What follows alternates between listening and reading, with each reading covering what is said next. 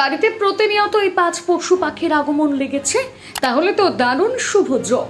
এগুলো বিশেষ ইঙ্গিত লক্ষ্মী অন্নপূর্ণা নিজে আপনার দ্বারে আসছেন, দ্রুত ফিরতে চলেছে আপনার ভাগ্য।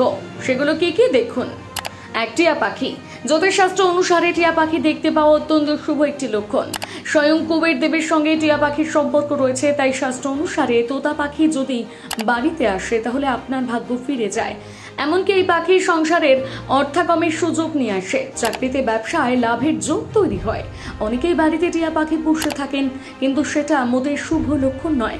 একমাত্র টিয়া পাখি যদি নিজে থেকে আপনার বাড়ির ছাদে এসে বসে সেটাই শুভ।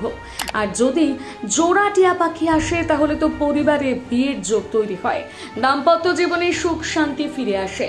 2 নম্বরে রয়েছে কালো পিঁপড়ে। বর্ষাকাল ছাড়াও যদি বাড়িতে সারি সারি কালো পিঁপড়ের আগমন ঘটে থাকে তাহলে বুঝুন এতে করে আপনি জীবনে সাফল্য অর্জন করতে চলেছেন। সে বাড়ির যে কোনো দিক থেকেই প্রবেশ করুক না কেন সেটাই শুভ যোগ বলে গণ্য করা হয়। বাস্তুশাস্ত্র অনুসারে ঘরে কালো পিঁপড়ের আগমন শুধু সুখ সমৃদ্ধি নয়, বৈষয়িক সম্পদ বৃদ্ধিরও ইঙ্গিত দেয়। শাস্ত্রমতে বিশ্বাস করা হয় বিশেষ করে চালের পাত্র থেকে কালো পিঁপড়ে বেরোলে আগামী কিছুদিনের মধ্যে সংসারের আয় উন্নতি লাভ শিখরে পৌঁছে যায়।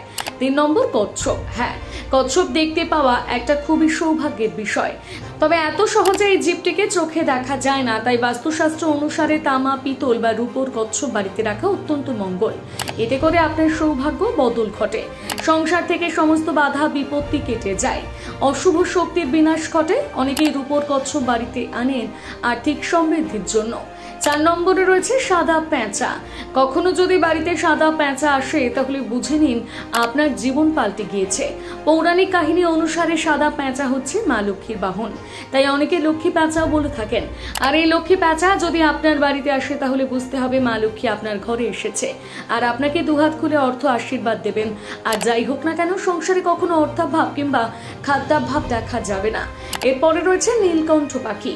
খুবই সৌভাগ্যবান এবং জীবনে পূর্ণ করেছে যারা, তাদের বাড়িতে নীলকণ্ঠ পাখি আসে। নীলকণ্ঠ পাখিকে মহাদেবের দূত বলে মনে করা হয়, তাই যে বাড়িতে নীলকণ্ঠ পাখি আসে তারা ভোলা মহেশ্বরের আশীর্বাদ পেয়ে থাকেন। এমনকি এর মাধ্যমে অর্থযোগ তৈরি হয়, এমনকি সব কাজে সফলতা আপনার পায়ে এসে হাজির হয়, পাশাপাশি সম্মান খ্যাতিও বৃদ্ধি পায়।